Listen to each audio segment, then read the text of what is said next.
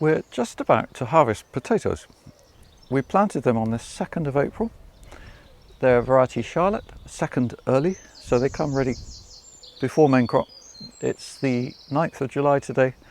It's about the normal time that I reckon to harvest them, the second week of July up to the middle of the month. Homeacres, Zone 8, no dig potatoes, kind of. In that this is a 3-strip trial where this first strip here, we actually fork the ground once a year. It was forked before we planted the potatoes, not digging but forking to loosen. Same compost as the next strip, 2, and the 3rd strip has a different compost which is based on cow manure. These ones are green waste and mushroom compost. And we're going to harvest by pulling. Kate here, who's helping, is just cutting off the tops because that speeds up the harvest, but you'll see a no dig potato harvest which is pulling, not digging. And then we'll weigh up the potatoes at the end and give you the results. And we're going to go now into time lapse, so you'll see our harvest speeded up.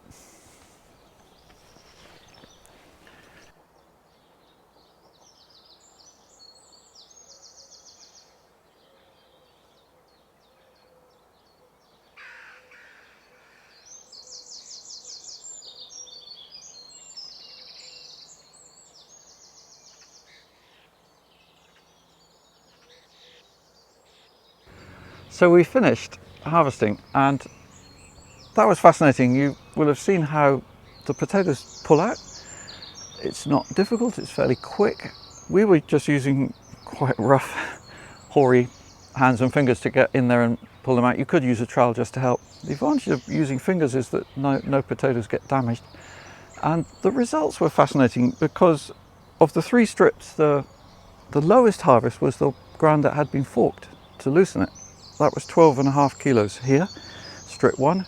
Strip 2, no dig, same compost as strip 1, had 14 kilos. And strip 3, with the cow manure compost, had 16.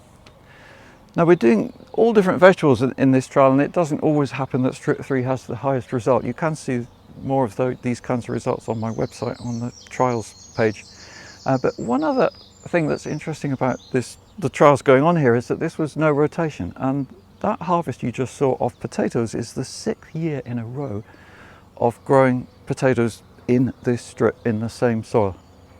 And the biggest problem has been volunteers.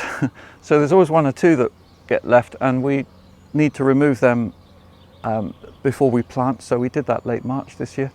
The planting happened on 2nd of April. And another issue that happened last year was that there must have been an infected seed. It was right here in this strip, and it had black rot, which is it's a scab, and all the writing says that if you get black rot, you must not grow potatoes there for quite a long time because the bacteria linger in the soil. And so I dared and planted, and they were fine.